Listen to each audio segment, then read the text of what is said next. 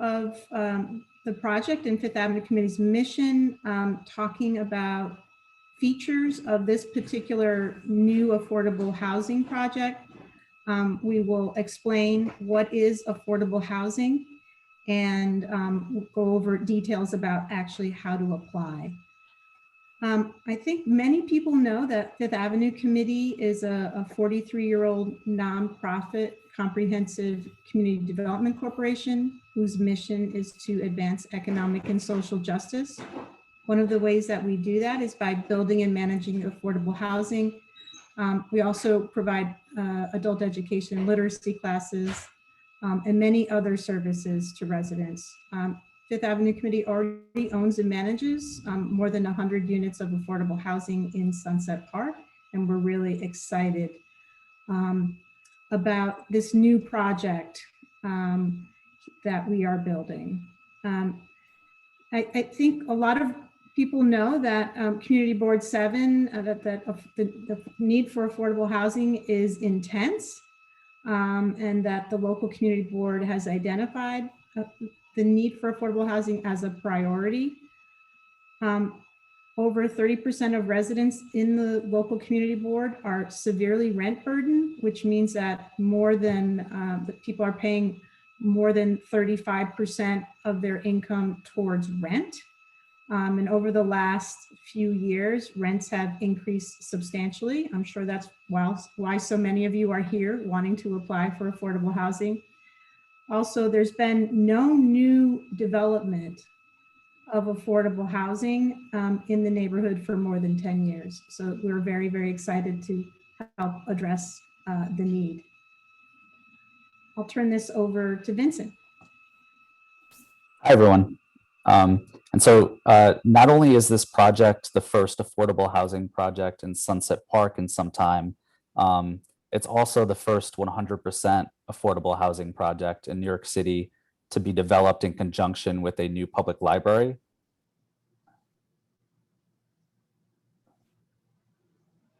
And the lower level first and second floors will contain the new 20,000 square foot public library.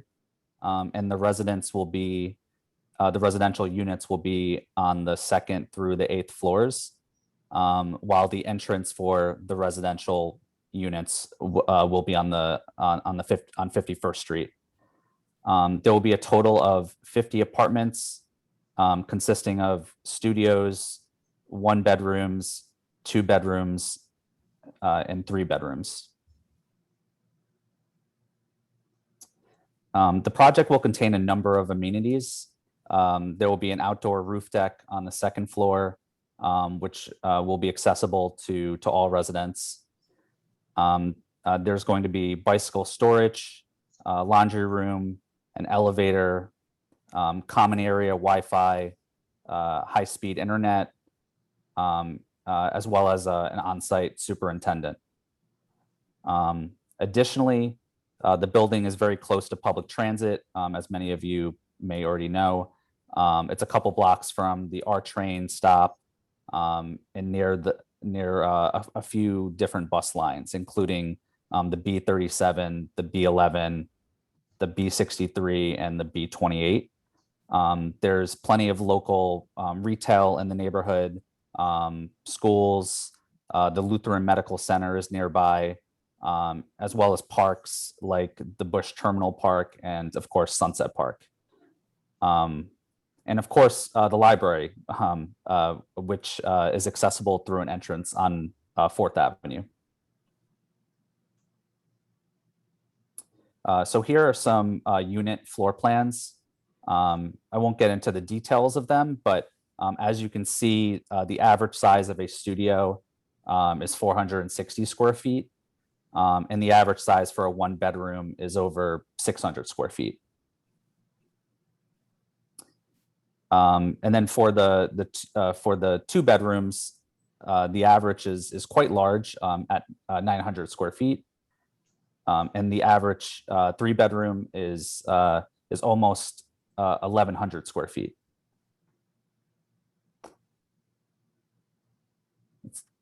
Thanks, Vincent. Yep. So I know sometimes there's confusion about what does it mean for housing to be affordable. So the next couple slides just help provide a little background information about that. So housing is considered affordable when a household spends no more than 1/3 or 33% of its income on rent and utilities.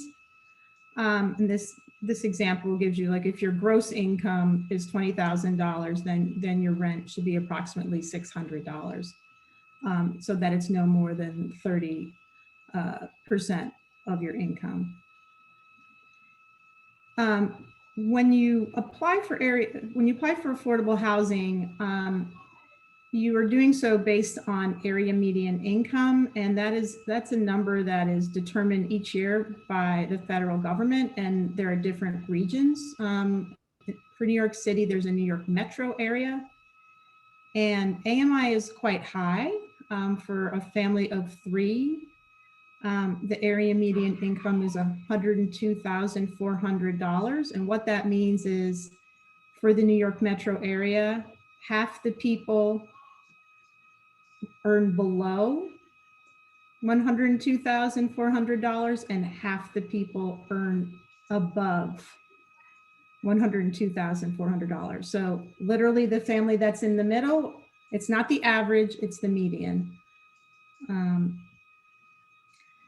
And this is a very important number because it's the number that both New York City and New York State use as a reference when they're trying to figure out how to target the affordability and income guidelines for various affordable housing projects. And you can see the examples of, what's the typical salary and occupation for various area median incomes here, from a retail salesperson earning minimum wage at 30% of area median income, to a taxi driver or a janitor at 60% of area median income, earning $61,440, to a caseworker and a home health aide, a 2-income earner household earning $81,920 at 80% of area median income, and so on. And then you take that information about area median income and you take that information about salary, and then you understand how, because in order for that housing to be affordable, you can't pay more than 30% of your income towards rent. You see what a sample rent is here in the studio for a 1 or 2 person household in a studio apartment. Their annual income is via Social Security for $23,880. Sample rent at 30% of the income for that household is $397. Meanwhile, that same studio apartment would rent for over $1,900 if it were market rent. And then you see how that breaks down to a 1-bedroom apartment, a 2-bedroom apartment, and a 3-bedroom apartment. Again, these are samples. I'm going to turn it over now to Charmaine to talk specifically about our Sunset Park project and how to apply through Housing Connect. Great, thank you, Michelle. Thanks everyone for coming, appreciate it.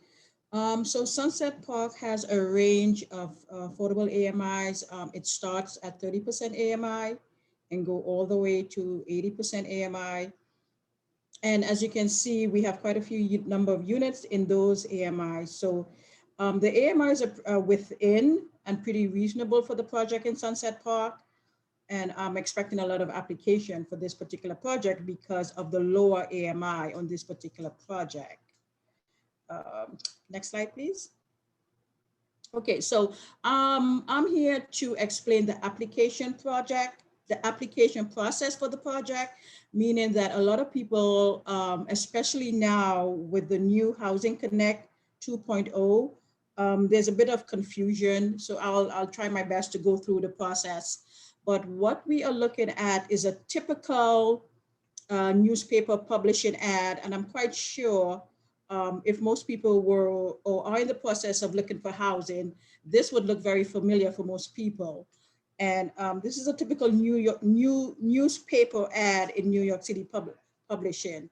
And what you would see here is the income, the range, the household size, everything you need to see whether or not your household size and income would be eligible. One thing I wanted to point out here, one of the most important thing here is when you are looking at the ad, Michelle, are you moving the cursor? I think I could see it. When, all right, when you're looking at the ad, where it says community board on the ad itself, over to your right, down over to your, my right might be your left, where it says community board gets 50%, and I believe that you're correct. And I believe Sunset Park is Community Board 7, 50% of the units will be given to residents in Community Board 7. So that is helpful. It's great information to know, and the easiest way to know, and this is standard for all the ads, and the easiest way to know what community board you reside in, just Google what is my community board, or put in your address, and it will tell you which community board you reside in. And any ad you are looking at, you will see whether or not you have 50% of those units eligible. Next slide, please. Yeah, I'll just say that everybody living in Sunset Park lives within Community Board 7. The other neighborhood within Community Board 7 is Windsor Terrace. Okay, so as of July 2020, New York City Housing Connect, or HPD, Housing Preservation Department, came out with their new version of New York City Housing Connect 2.0. It's a couple of months, well, more than a couple of months old, and it can be a bit tricky to navigate, mainly because it's new and a lot of people are familiar with the old version, and the older version was much simpler. So I'll go through very quickly the process on that, but for future reference, the old Housing Connect is no longer valid. It's no longer available, and all the information you had there,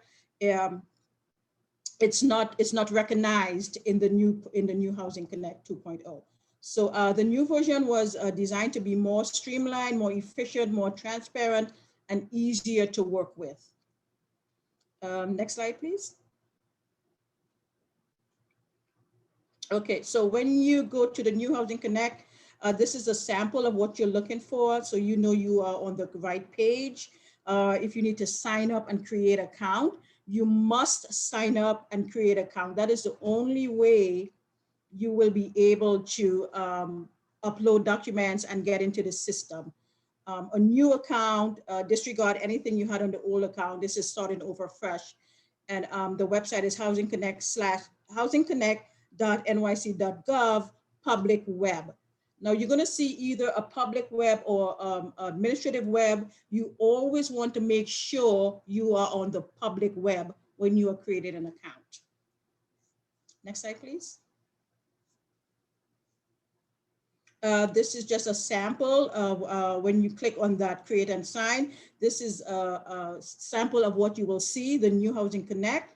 You would obviously hit get started, and the registration process will begin from there. Next slide, please. This year is a side-by-side comparison of the new 2020 overhaul and the original Housing Connect. You can see the big difference. 2020, they have a lot of upgrades. The original had only rental properties. 2020 version have home ownership and rental properties as well. So the good thing as well, you could see what home ownership options they have there, as condos, co-ops, single family homes. I'm not sure what will become available, but that's a great option to have there as well. You can see the difference with the 2020 overhaul. And the best thing, I think, in my opinion, is that you can upload all your documents on the website, which you could not do on the older version. So, you know, everything is digital now. It's just easier to process. And I'll explain all of those as well. Next slide, please. Like I mentioned, the new system was created for accuracy, efficiency, and accessibility to everyone. So it should be much, much easier to navigate. Quickly, to create an account, you definitely need an email address to create an account, and either your cell phone number or a second email address, because that's how they will send confirmation information. So you must have an email account. And I say that because if you're signing up for seniors, and we all know seniors are not necessarily tech savvy, they would need an email account, and that's the only way they can create a registration page on Housing Connect 2.0. This here is to show that once everything is said and done, you entered all information. This is what you should get, a confirmation page stating everything has gone in, and your code and login information will either be sent to the phone number you entered or the email address you entered. And one thing I must mention, and this will pertain to the entire process as we go through it. Once you create an account for Housing Connect, please enter all requested information. Do not leave anything out. Do not skip any area. Enter even though you don't think it's important, enter all the requested information in Housing Connect. Next slide, please. This slide is a preview of what I was saying. The system is going to ask for a lot of information.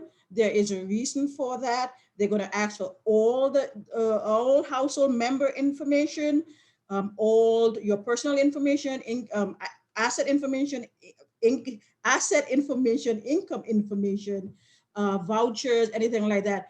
Enter every single thing they request. And the reason for this being, you want the system to see that your application qualify or is eligible for the project. If you leave information out, the system may not recognize that, and the system may not think you are eligible. We don't select the eligible applicant, the system does. Well, the new Housing Connect 2.0. So it is vital that you put in every single thing it's requested in the registration process, so your chances are much greater when the system thinks that you're eligible. It's going to be a lot of documents. We understand that, but once you enter everything and upload everything, it's easy going from there. Next slide, please. I think we went through the applying for housing, affordable housing. This is just a draft of the open lotteries. When you register, you're going to see the open lotteries. You can click on any lotteries. I just logged in there before I came on. There, I would say there's about 15 open lotteries right now, different incomes, different location, different areas. So this is what you're going to see. And I put this slide here because I wanted to point out box letter C. Michelle, if you could move the mouse there. The box itself. Oh, sorry, go back. The box itself. Yeah, correct, right there.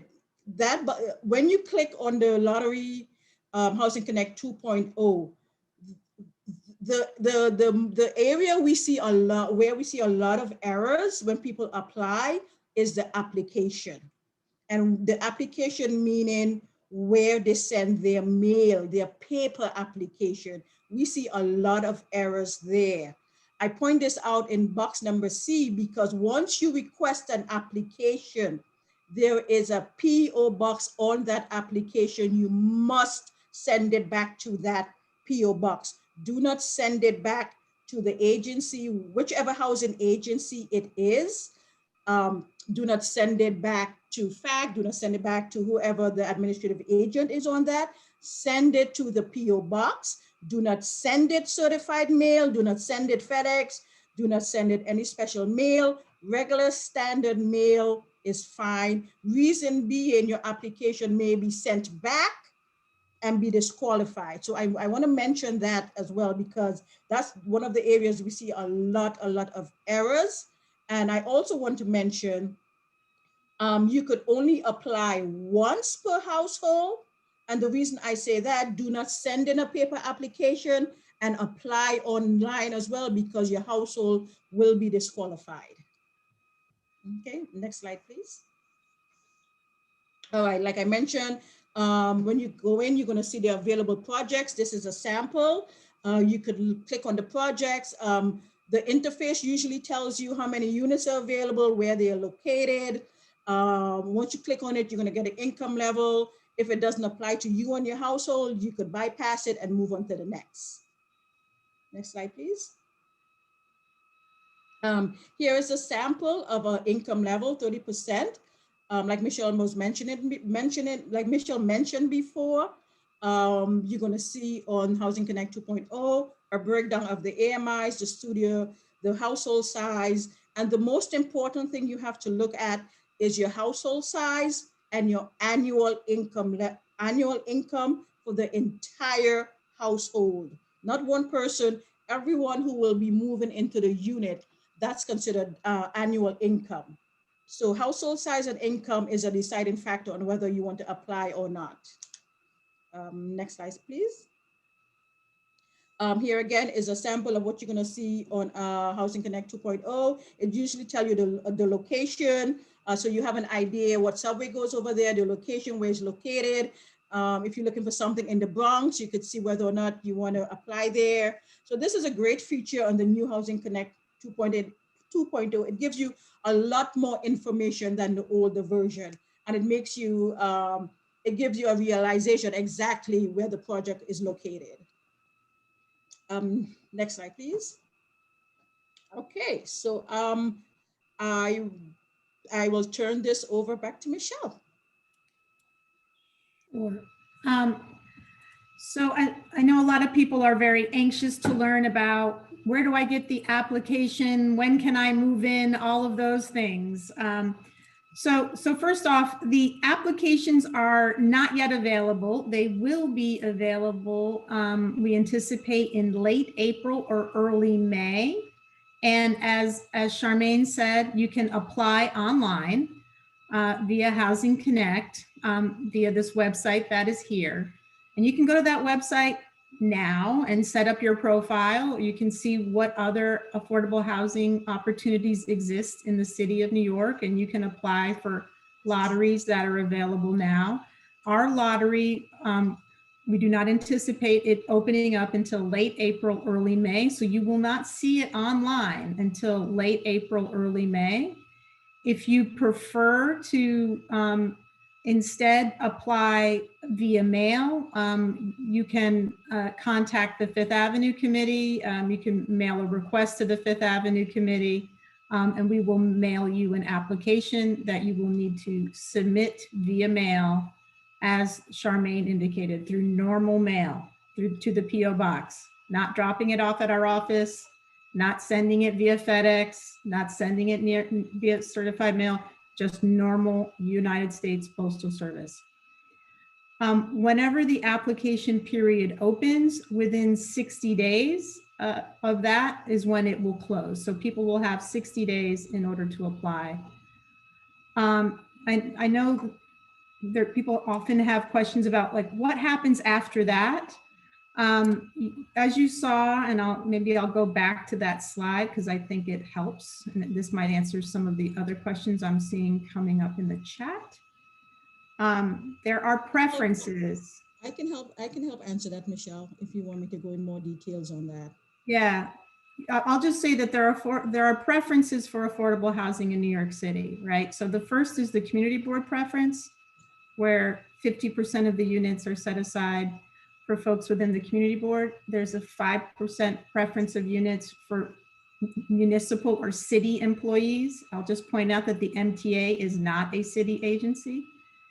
The other is there's 5% of the units are set aside for people who have disabilities, mobility disabilities, and another 2% for folks who have vision and hearing impairments. There are no set-asides for veterans in this project. I saw that was a question, and then I'll let Charmaine, why don't you go ahead and kind of explain what happens once someone submits an application? Sure. Once your application is submitted to the PO box, or you mail in your application, and the lottery closes 60 days after the deadline date, 60 days per the deadline date, it takes the city another week or so, and myself to go actually pick up that mail. And I have to mention as well that all lotteries across the board, across New York City, is highly monitored by HPD and HDC. I can tell you that offhand. We speak to them constantly, every day, almost all day. So we are very familiar with the process with HPD and HDC. And once the mail is picked up and all those paper application is entered manually, and this is one thing I must mention as well. We see a lot of errors on the actual application itself, filling out the application. People don't put their correct zip code. People leave their zip code out. People don't put in their house number. I mean, a lot of errors. And what the city tells us to do is discard. Not necessarily throw in the garbage, but we are not allowed to enter it because all the information is not entered in the application. So if someone forgets their birthday, the city tells us put in whatever day it is. So if you forget your birthday and today is 3/18/21, we have to put in 3/18/21, and you can see how that right there will tell someone there's a newborn in the house, in the household. So, this is really important. That's where a lot of people make a lot of mistakes. Take your time, fill out your application, and put in all necessary information. After the application period, it's time for the selection and eligibility process.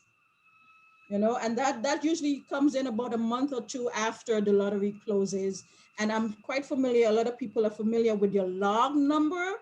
Everyone who applies is assigned a log number by the city's computer system.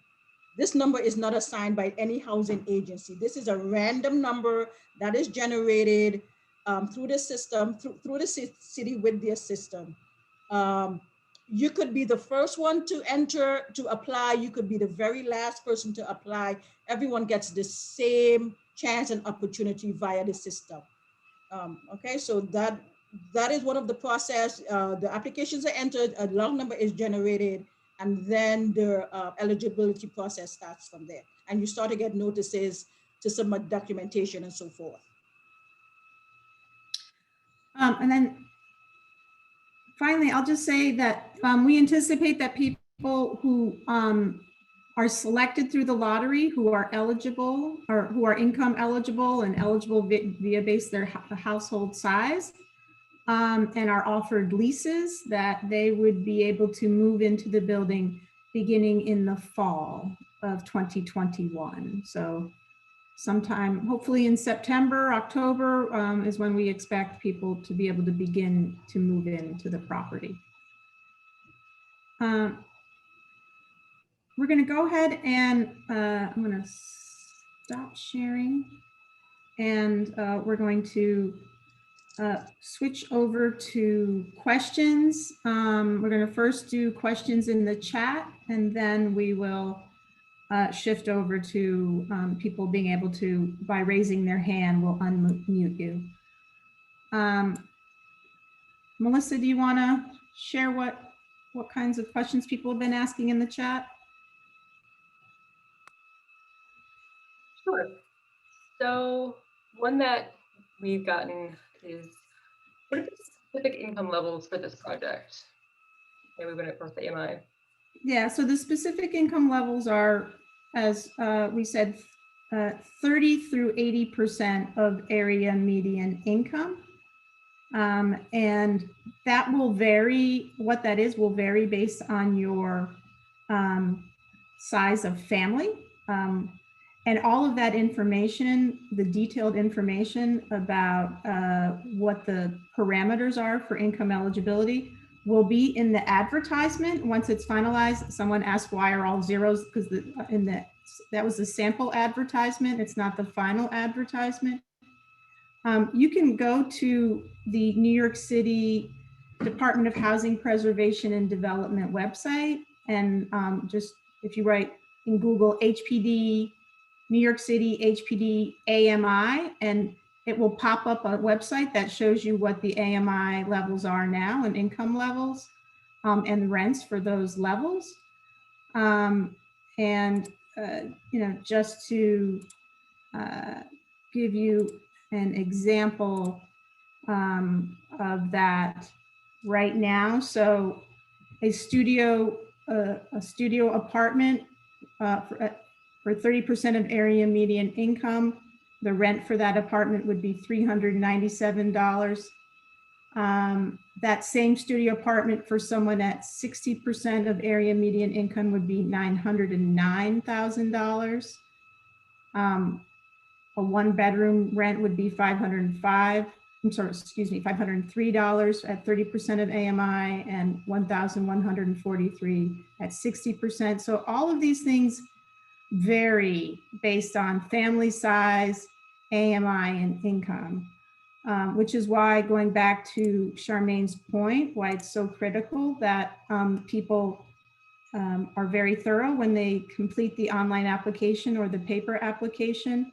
The project, Fifth Avenue Committee, the City of New York, and the project doesn't really care what the source of income is, right? There are a couple of questions about, can I apply if I have disability? Can I apply if I receive Social Security? Can I apply if I'm receiving unemployment? You can apply regardless of what your source of income is. It's really about whether or not that income is sufficient to meet the requirements to apply for those units. When Fifth Avenue Committee designed this project, we designed it specifically to target the area, the income levels that exist for many, many residents in Sunset Park. More than 40% of the community based on income qualifies for this project, right? And we did that purposefully because we wanted to make sure that the project met local need to the greatest extent possible. It will not meet all of the local need, but it will, many, many of the families will qualify. You have other questions, Melissa? Sure. So going back to what we were just saying about accepting different types of payment, will this project accept people on SSI, disability, Section 8, and is there a preference for veterans? No preference for veterans. But otherwise, I went through the preferences earlier. So there's a local community board preference. There's a preference for municipal employees. There's a preference for individuals with mobility disabilities and visual and hearing disabilities.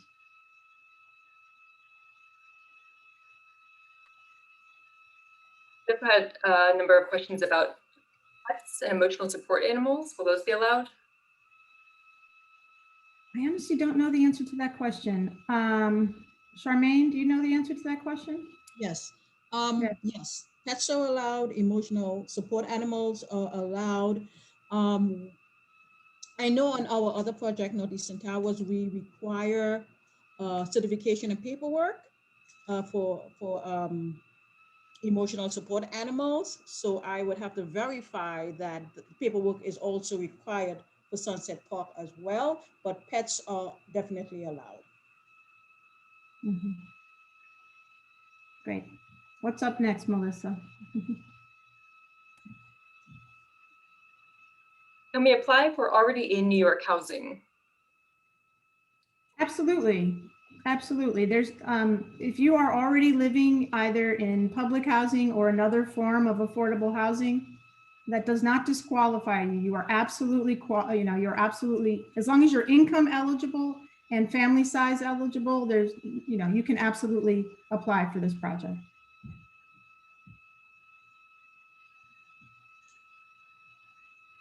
I know there was a question about the first floor. I mean, I'll just say that this is an elevator building. Many of the units will be specifically set aside for individuals with mobility, hearing, or visual impairments. But all of the units will be handicapped adaptable, and it is an elevator building. So, if people age in place and they need room and things like that, this building will be able to accommodate that. Just so there are no apartments on the first floor. The apartments, all the residential apartments will be in floors 2 through 9. Because the public library is actually on the first floor, and the entrance, the residential entrance to the building, and the lobby, basically the small lobby area, that's on the first floor.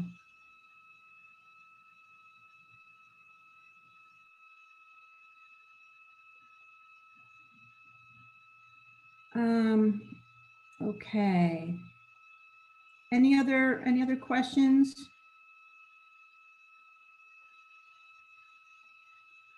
There was a question about, do we accept programs like FEX and Section 8 to pay rent? The answer is absolutely yes. Yes. Absolutely yes. Department of Education employees do fall into municipal employees, yes. Yes. I'm not going to, there was a question about being legally married and separated. That gets into a little bit of complication. I think we would have to have a follow-up conversation in order to help with that particular question. So again, what's important, as Charmaine said, is when you apply, you're listing everyone who on the application, both other adults and children, who would be moving into the apartment. That is the household. That is the household. And the income, the full income of the household is what is considered as part of the process. Michelle, can I just add? Sure.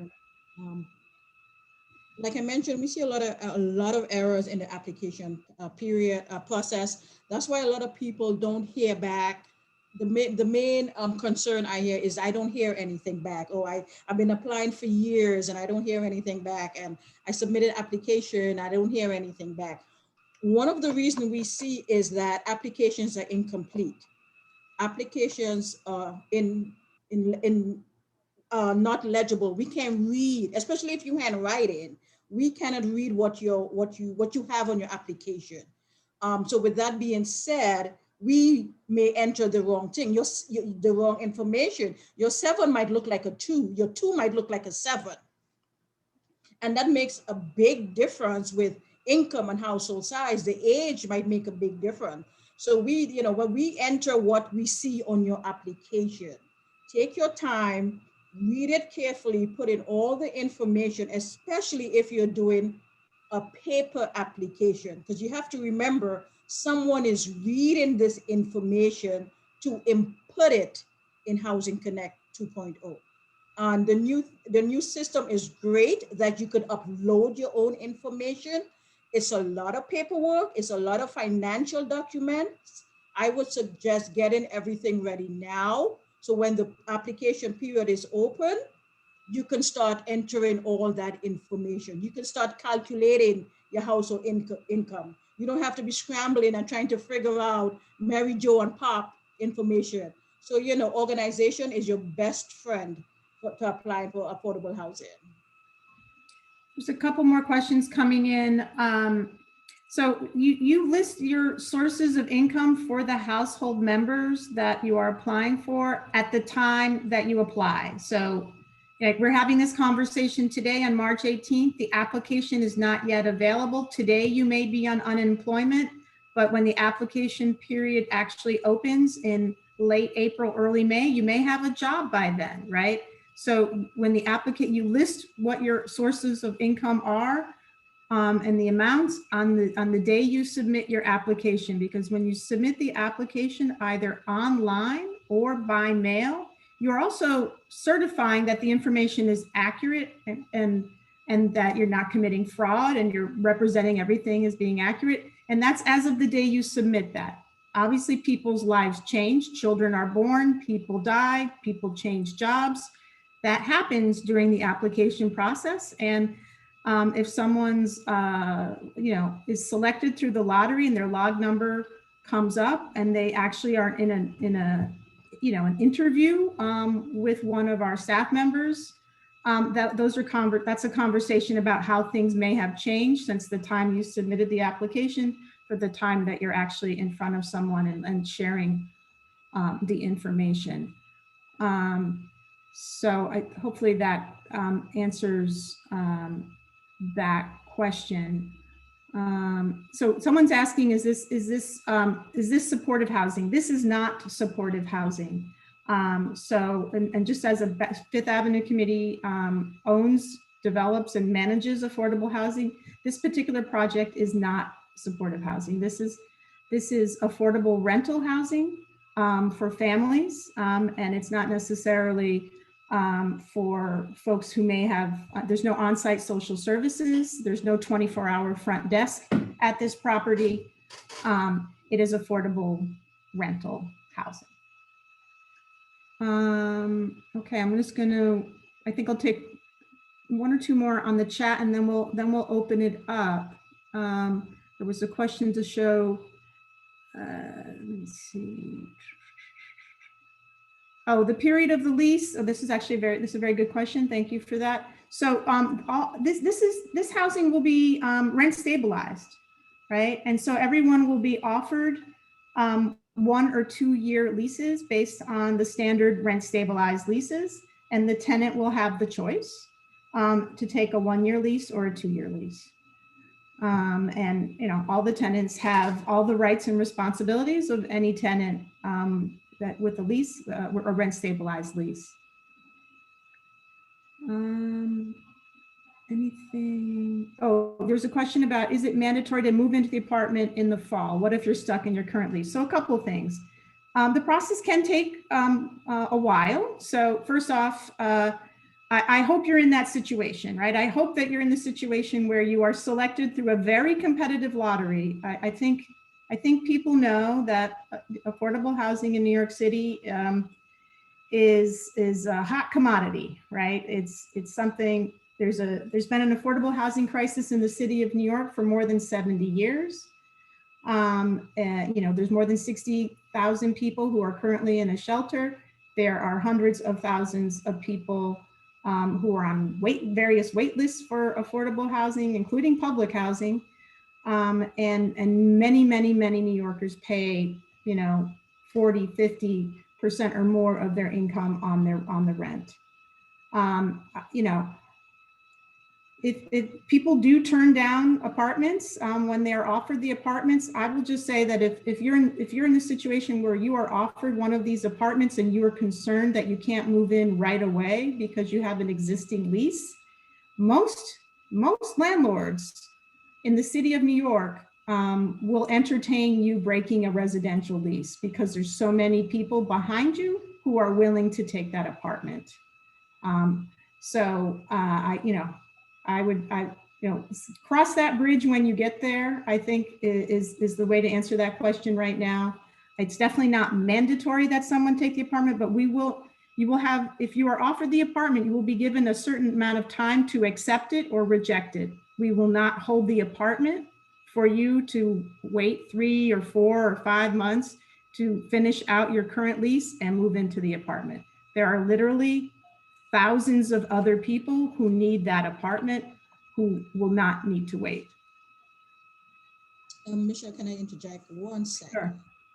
One thing I wanted to mention that when you hear large numbers of people who apply, 40, 50, 60,000, I have another lottery open and I check the numbers and I currently have 55,000 applicants and it still has another 2 or 3 weeks period to go before the deadline. So I wanted to mention, when you hear this large number of people apply, don't get discouraged, meaning everyone is allowed to apply. Not everyone qualifies. Okay, so anyone can apply to, I can apply to any amount of lottery, any amount of time, It's open to everyone. But at the end of the day is who is eligible and who qualifies, and it's all based on HPD and HDC guidelines. So don't let the large number of applications or household discourage you from applying for lotteries across the board, whether it would be Sunset Park or any other affordable program, any other affordable housing. Mhm. Yeah. And then there was a question, if will Fifth Avenue Committee assist people individually if they need help applying? The answer is yes. We will do that. I shared the slide about, you can contact us at info@fifthave.org. I'll put that in the chat. And and when the applications are available, which isn't now, we'll be happy to help people individually if they need that. And then one other question was just like, how do we determine, or how does the system determine which apartment people are eligible for? So it's based on household size, and that's really what drives it. So you can't have one person in a 3-bedroom apartment. That's not how it works. That's why it's really important that you're accurate about what your household size is when you apply. Household size and income. And income, yes. Okay, so why don't we go ahead and open this up I'm going to go down this list. All right, I see people's hands up. Thank you. Oh, actually, why don't we first go to we have a number of questions in various languages. So why don't we first go to our translators? Why don't we do Chinese first?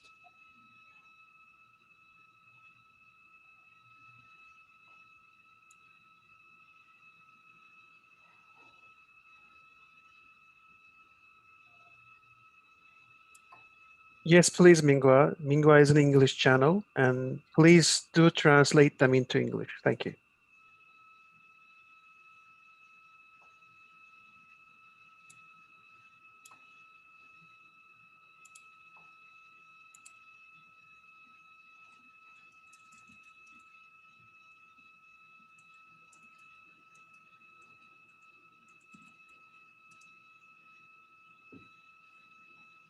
Mingo, are you there?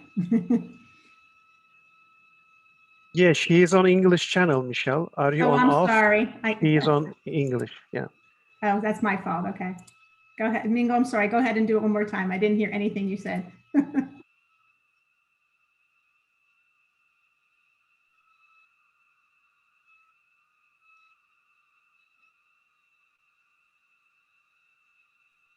Mm.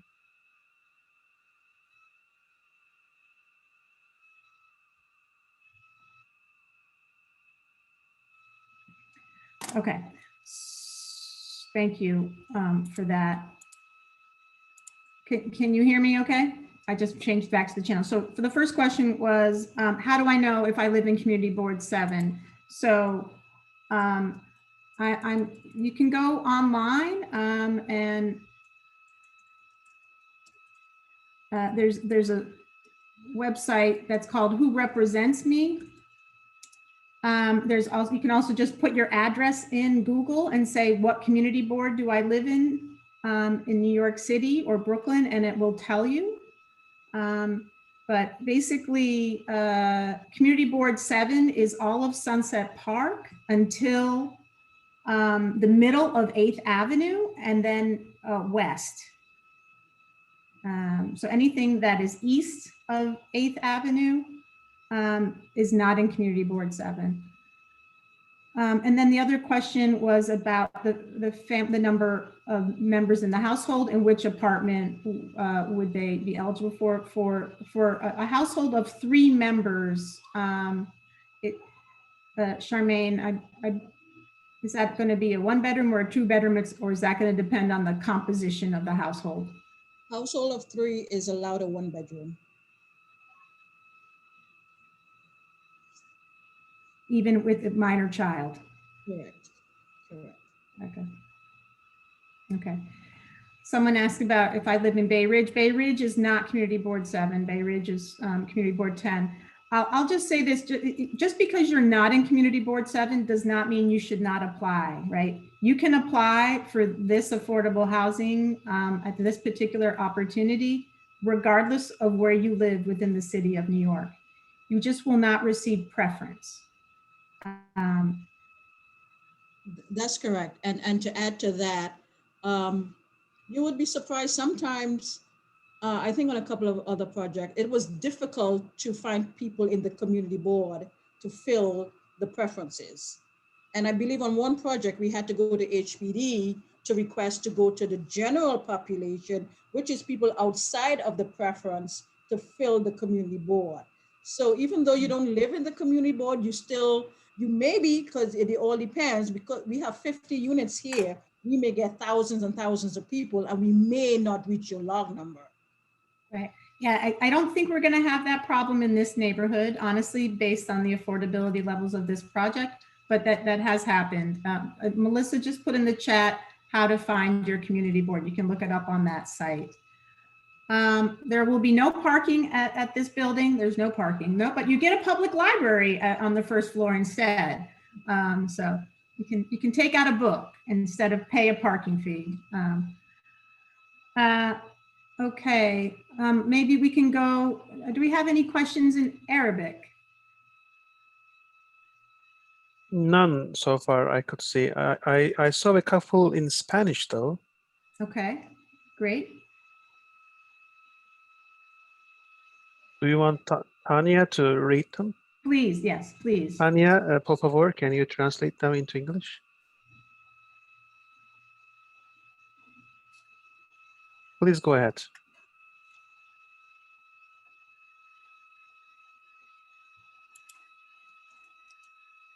Oh wait, I gotta remember to go to that channel. Yes, thank you, Tanya.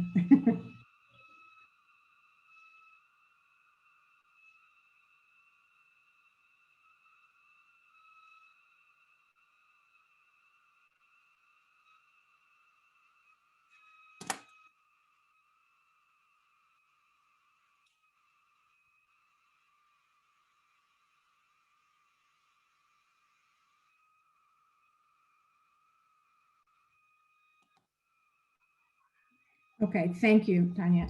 So the first is, so do you want to take those, Charmaine? So first question is, someone is legally divorcing, the process hasn't been finalized yet. What do they put as their household when they apply? Okay, we get that. Surprisingly, we get a lot of applications along those lines. So you are legally in the divorce process. You would put the head of household of your current situation. Current means if you are in the process of legally divorcing, and let's say we happen to pull your log number to come Tanya, in. can you please move on to Spanish channel? Thank you. And you get the eligibility notice to come in, but your application has separated or divorced. We would have to screen for you.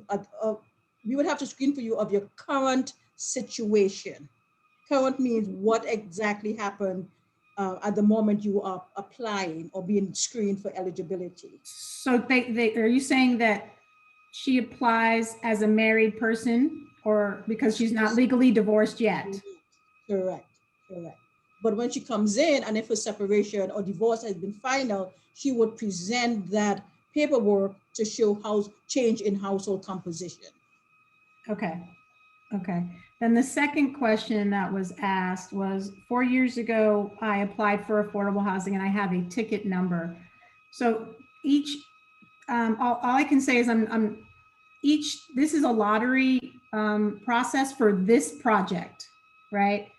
All affordable housing in the city of New York, including any existing Fifth Avenue Committee housing, is made available through affordable housing lotteries at this point, which is why it's so important that everyone, if you have not established the profile on that New York City Housing Connect 2.0, that's like your new best friend to try to find affordable housing. Go online, become very familiar with that website. Review it regularly to see what's available that you qualify for. That is the way to access affordable housing in the city of New York at this point. Correct. And to add that, I think that the person is referencing her log number from 4 years ago. My best advice to you is disregard that log number and go in and completely revamp and refresh Housing Connect 2.0 registration. Okay. I see that there's some new questions, a new question in Chinese. He wants to ask a question verbally. Okay. Learning Pod, that is? Is that Yes, the ma'am. person? That's the That's pod correct. person let me find Learning Pod. I'm going to, the person who's on here as Learning Pod, I'm asking you to unmute to ask your question.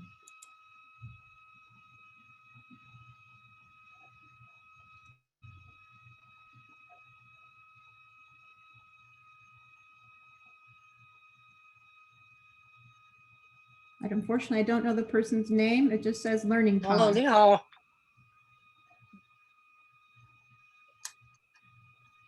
你好，我想知道2个人的收入要多少钱啊？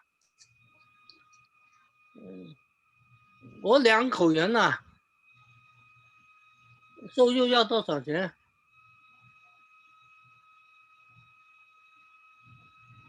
你講英文啊？我唔佢講中文啊，你講英文啊？俾翻譯咯。我想問一 Michelle, 下 did you，get the question?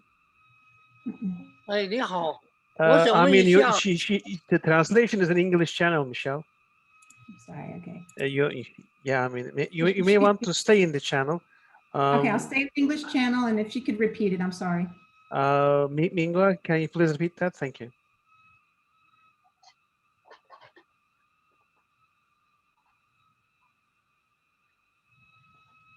So it's going to depend on the household income, right? So because this is affordable housing, your rent will be based on your income, and it will be based on 30% of your household income, your gross household income. And when the official application is available, you will be able to see ranges of income. You'll be able to see ranges of income by household size and which apartment size that qualifies you for. All of that information will be available on the advertisement. We're wanting to provide, we know there's so much interest in this housing that we're kind of a little bit ahead of the game, because we're still finalizing these things with the City of New York, Department of Housing Preservation and Development, because we want to give you as much information as possible about how to establish these accounts on Housing Connect. But we will be doing these information sessions again and making all this information available on Fifth Avenue Committee's website as well.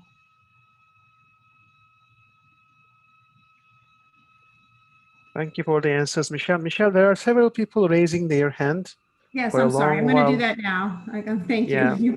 Sorry. No, it's okay. It's okay. It's okay. I'm going to start going down. So first, Petra Peña. Petra, you're able to speak now. Yes, hi. Thanks, Michelle and Charmaine. Really appreciate it. And just a quick question. In one of the slides, you had something about asset info and then an idea of what kind of documents. I'm, personally looking for my mom. So what kind of documents she would need. Like Charmaine said, be prepared and organized. And that's what I'm trying to do. So I thank you for your time. Great. And that's a great question. Charmaine, you want to answer that? Sure. Asset documentation would include bank statements, usually savings and checking, usually 6 months of bank statements, retirement account statements, any savings, check-ins, asset account statement. That's considered asset.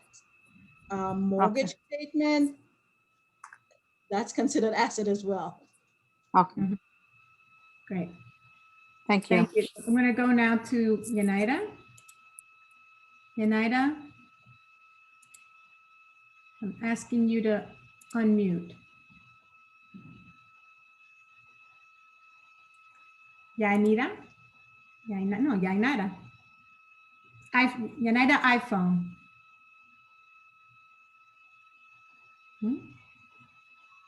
Okay, we're gonna move on to Francis's iPad. FT Ham. Yes. Hi. Good evening, everyone. Let me turn this. If you Hold on, because I have to, yes. I'm so sorry. Okay, just turn that off. And we'll...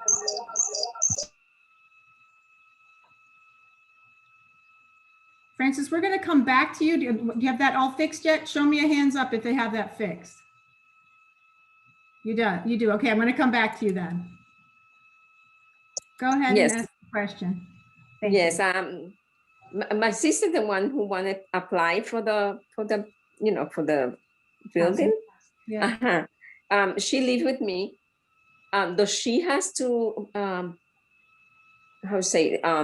put the rent that I don't know how to explain. I'm the one in the rent in the lease in this apartment where she lives with me. Does she need to put that information in the application? In her application? You only need to be included in the application if you plan to move with her. If she is planning to move on her own, then she by herself or with anybody else, she only puts the people on the application that would be moving into the apartment. Okay, but the application asking for the rent and things like that, does she have to fill that in terms out? of the history that no, she would answer the question based on what she pays. Oh, okay. Right. I mean, I want to make sure I understand the question. So even that she's not in the list? Does she contribute? Well, the question is, what is she currently paying for rent at your place, right? So that's the question. And if she contributes to the rent, she would list that as part of her history. Is that right, Charmaine? Her rent history? Yes. If someone is living with a family member, if they're not contributing towards rent, how does that handle? Yes, on the application itself, I should have put a sample here of what it looks like. On the application itself, there is section for rent history. So she would put in there the dollar amount. This is not so much important. They just HPD just collects that for data purposes, but it doesn't affect her application whatsoever. The most important thing is household size, all members, and her income. So all the other information is mainly data collected. All right. Okay, thank you so much. Sure. Thank you for joining us. Okay, I'm going to next go to LG Stylo 3+. Yes, hi. Hi. Hi. The question is because I pay 30% of my income, right?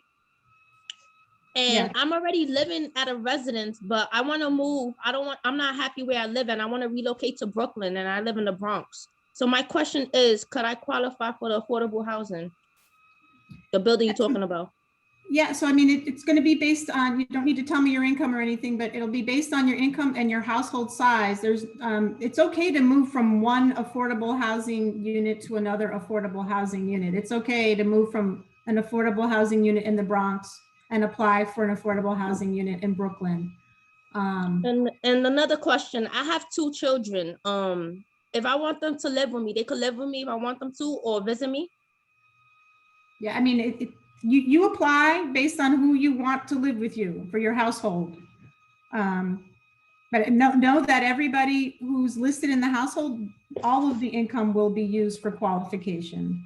And how many bedrooms do you have? Like how many like bedrooms they have in the new building? There'll be a total of 50 apartments, excuse me, with one of those being for the superintendent. So there'll be 49 apartments available via the lottery. And there's studios, 1 bedrooms, 2 bedrooms, and 3 bedroom apartments. Oh, that sounds good. And then you said there's no security, right? And it's an elevator building? That's right. It's an elevator building. Absolutely. And could we have pets if we want, like any dogs or dog?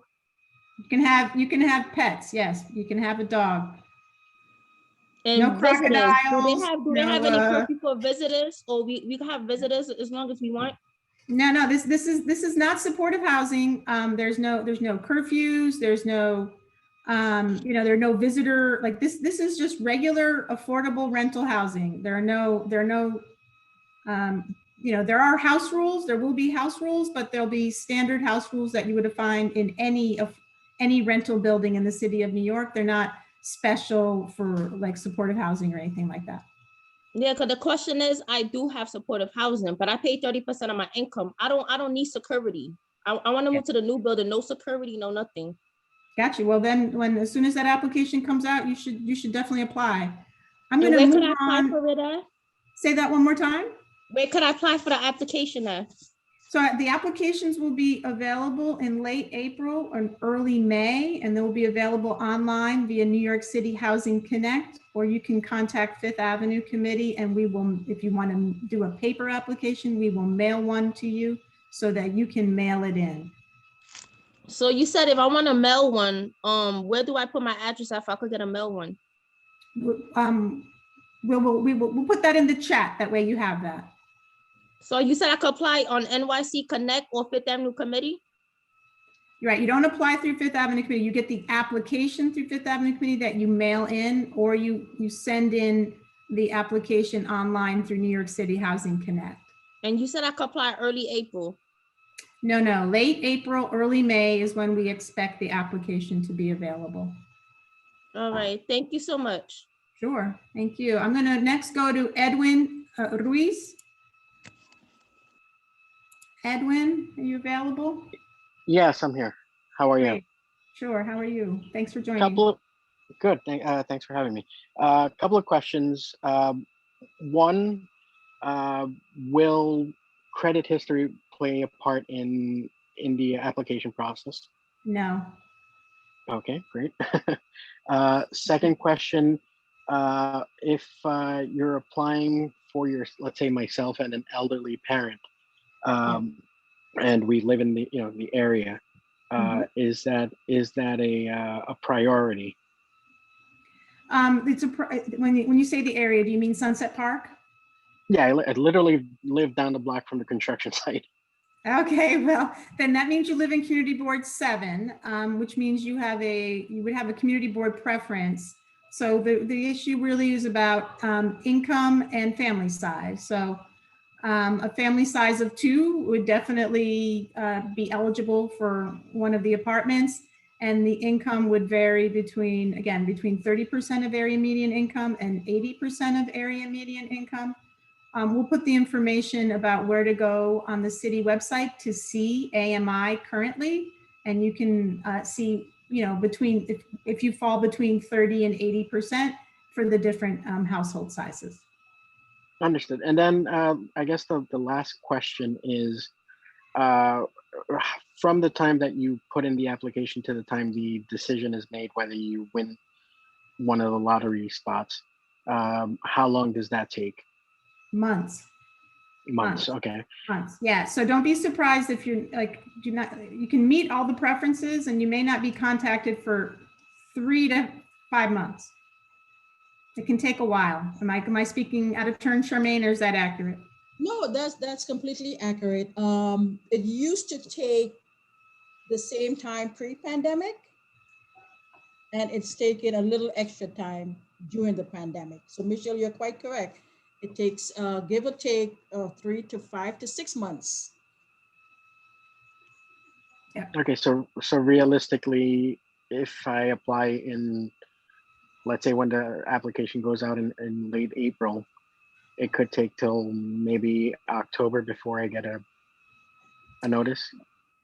I mean, we're going to obviously try to contact people beginning over the summer, as Charmaine said, like there's a 60-day period in which the applications are open and available. So let's say this application is available first week in May. So that's all of May, that's all of June, the 60 days for people to apply. Sometime in probably like mid to late July, Fifth Avenue Committee would begin to outreach to people who are eligible who are eligible and have a high a log number. Thank you. And I will just add, it also depends on your response as well and how fast you respond to the notices. If you are responsive, if you're monitoring your emails and you have all your documentation ready and everything, and you're extremely organized and all your paperwork is ready, from the time you get a notice of eligibility to the time you move in, it could be within a month or two. It all depends on how organized you are, because we are ready to go on our end. We want people moved in. We are ready to go. Is how organized and ready you are on your end. If you take a week or two to get back to us, and obviously there's a system, you don't respond, we move on to the next person, and that's HPD guidelines. Right. Okay. One last. We have about, if you don't mind, because there's like 7 or 8 more people who have questions, and I just want to try to get to some folks who haven't had a chance to ask theirs. I'm going to move on, and then if we have time, we'll come back. Okay. Okay. I'm going to go next to Zhao King. Nancy, I'm asking you to unmute. Yeah, hi. Hi.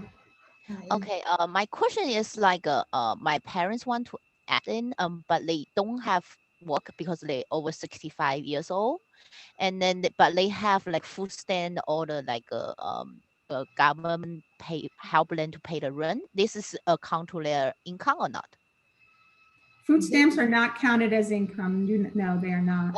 How the like a cash assistance they pay for? They help to pay the rent. So I think the question is if they're receiving cash assistance from family members. Yes. How is that?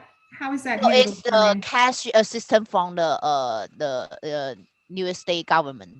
Oh yeah, that's income. That's income. That's income, right? Yes. Okay, so they qualify for 2 people. Well, I can't tell you whether or not they qualify because I don't know their income, but the advertisement that we will have will list the income ranges, and you should review that and see if they qualify, if their total income qualifies them for the project. Okay, and one more question is like we are live in the Sunset Park, so it's more chance we can get, like you say, we are the Fifth Avenue community. Yeah, so people who live in Sunset Park and Community Board 7, there's a preference of 50% preference for those units. So yes, 24 of the units are going to be for a Community Board 7 preference. Sorry, just one more question and that's it. I know more people. Okay, I'm gonna cut you off after this one though. Okay, no problem. My daughter is turning to 21 in September this year. So do I need to put her in my like application, or again, I need to separate? If you're applying for yourself now, we're talking about an application for yourself and your adult child. If the plan is for her to live with you, the answer is yes. No, she planned to move out, but do not put if someone is currently in your household but will not be in your household if you were offered an apartment. Do not put them on the application. But she can qualify for by herself to apply. She can apply herself, absolutely. Once she 20 years old? Yes. Okay, got you.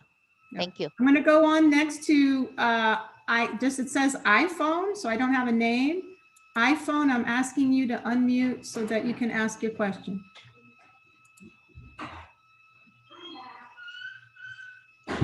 There you are. iPhone, yes. Where'd you go? There you are. Great. Buenas tardes. Buenas tardes. Sigue si quieres, puedes preguntar.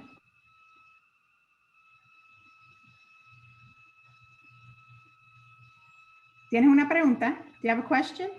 No escucho nada. Ajá. ¿Tienes una pregunta? Do you have a question? No. Okay. Ok, si me escucha, mi pregunta es, si estoy cogiendo desempleo, ¿yo puedo aplicar? Yes. So the question is, if I'm receiving unemployment, can I apply? And the answer is yes. Yeah, so that regard, the source of income, we do not care what the Okay. source of income is. Otra preguntita. Yo voy a aplicar, pero tengo una hija igual de 19 años y 2 niños. Uno de mis hijos coge SSI. ¿No hay ningún problema con eso? So the question is there a problem?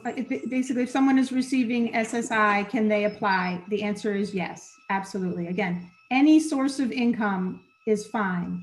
It can be retirement income, it can be Social Security income, it can be disability income, it can be SSI income, it can be unemployment. Any source of income, you can apply for this affordable housing. It's illegal, by the way, in the city of New York to Okay, discriminate gracias. based on source of income for housing. I'm going to move now to, Okay. Thank you for those questions. Gracias. Gracias por la pregunta. Yang-Ning Cheng, I'm moving to you. I'm asking you to unmute. Hello， 你好，你好，我有个问题，就是我的女儿就是大的，我有5个孩子，然后大的已经读大学了，然后她就1年就可以毕业了，然后她毕业以后自己会去工作，已经跟报税的什么跟我们已经分开了，然后我们如果申请这个房子的话，就是要算入她的收入吗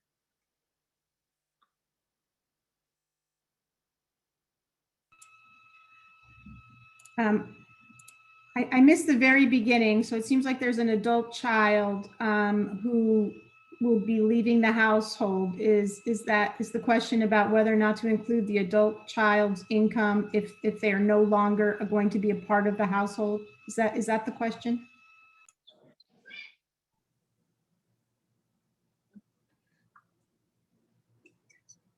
哦，我的问题是，我有5个孩子，大的这个女儿已经读大学最后1年了，然后她在1年以后会毕业，然后她会跟我们分开，因为她要去工作，然后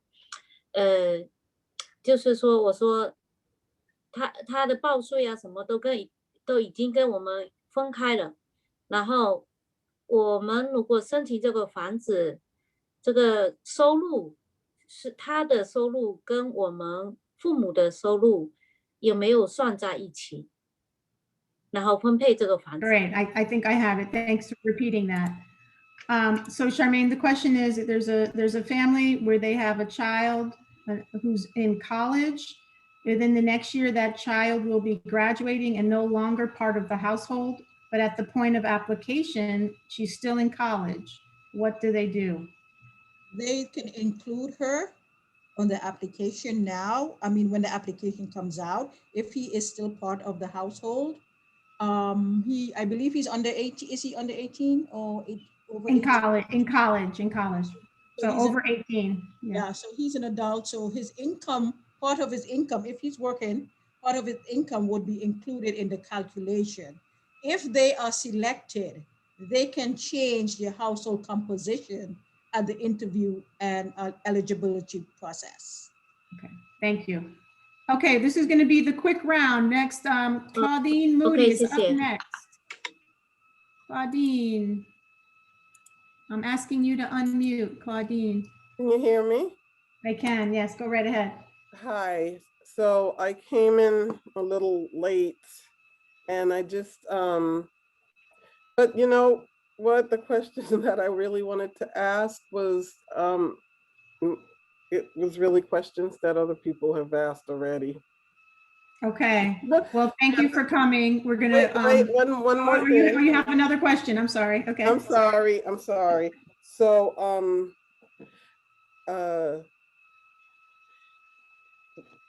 me, if it's just an apartment for me, so would I be able to get a 1-bedroom or would I have to take a studio? Charmaine, if it's a single person applying, is it a 1-bedroom or a studio? A single person is allowed a 1-bedroom or a studio. Your income will determine which one you qualify for. If you qualify for both, 1 bedroom or studio, you have an option to choose which one you would prefer depending on the rent. Obviously, a Okay. studio rent would be lower than a 1 bedroom rent, but if you qualify for both, it's your choice to choose which one you would prefer.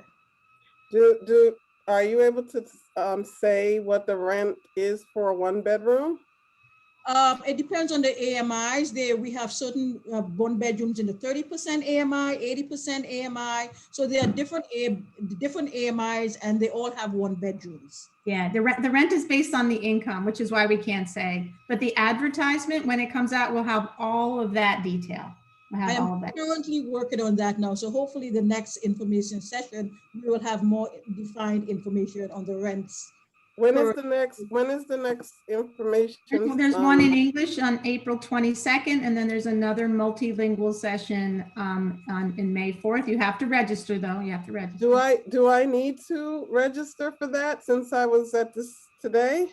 Yes, if people want to come to a future session, you absolutely have to register for that session. You still need to register. But just know that, you know, all of the questions and we will also put out a frequently asked questions document with answers to those questions for people. And a lot of the questions that people have, quite honestly, will be answered as soon as the advertisement comes out and the application is made available.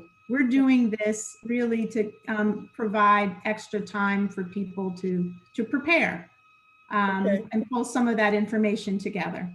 There's one more thing. I usually go to Fifth Avenue Committee and pick up my application, but to my understanding, they're not there. Are they there? Yes. So our offices are open by appointment only. But you can never get anybody on the phone. Well, there is somebody at reception who returns calls. Obviously, during COVID, we're all having to take extra precautions. And so that's one of the things that we've been doing. But applications will be, if people want to have applications mailed or if they want to pick up applications at the office, they will be available once the application is available. Okay, how do you know? How did they know if you want it mailed or? You'll let us know. You'll have to contact us and let us know and we'll mail it to you. So, okay, I'm gonna let you go, but any day of the week you can go into Fifth Avenue Committee is open again, because my brother, he's near there. Our offices are only open by appointment. Our office is only open by appointment. Okay, so everybody, like, that's just because of COVID to keep everybody from coming in at once. And exactly, yeah. So just call the. Is there a specific number where I could actually reach somebody? Yeah, if you hit 0, you'll be able to you'll get the reception. Okay. Okay, thank you so much.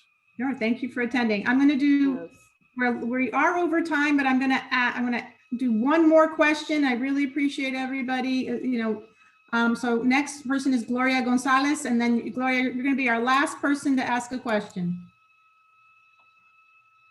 You are unmuted. Hi. Hi, good evening. I guess Claudine answered my question because we're a family of 3, and it's me, my son, and my daughter. So she. Whoops. I've lost her. What happened to her? Yeah, I think we lost her. We have to take a bonus question, Michelle. I lost her. Okay, Cindy F., you get a chance. Hi, good evening. Thank you for taking my call. I just wanted to know if there was any fees for pets or not. Any fees for pets? No. No fees. Thank you. No fees for pets. Okay, well, we're gonna end the evening about pets. I think during COVID, a lot of people have adopted pets, I know. So I just want to thank all of you for coming. Really appreciate it. All of the information that we presented will be available on our website on Monday, the PowerPoint presentation plus a link to this video, including all of the channels. So it'll be available in English, Spanish, Mandarin, and Arabic. And as you saw on the final slide, if for some reason you want to do this all over again, you can register. You have to register for the April 22nd session, which is English only, or you could register for the May session in early May, which we will be joined by Uman and our interpreter team for that session. And I just want to thank, we should all thank our interpreters. Thank you very much. Thank you very much. Uman, thank you. Thank you to Vincent, Charmaine, Melissa. Have a nice evening, everybody, and please stay safe. Thank you, Michelle. You as well. Good night, Okay. everyone. Bye-bye. Thank you, Michelle. I'm closing the session. Thank you. All the best. Bye-bye. Bye.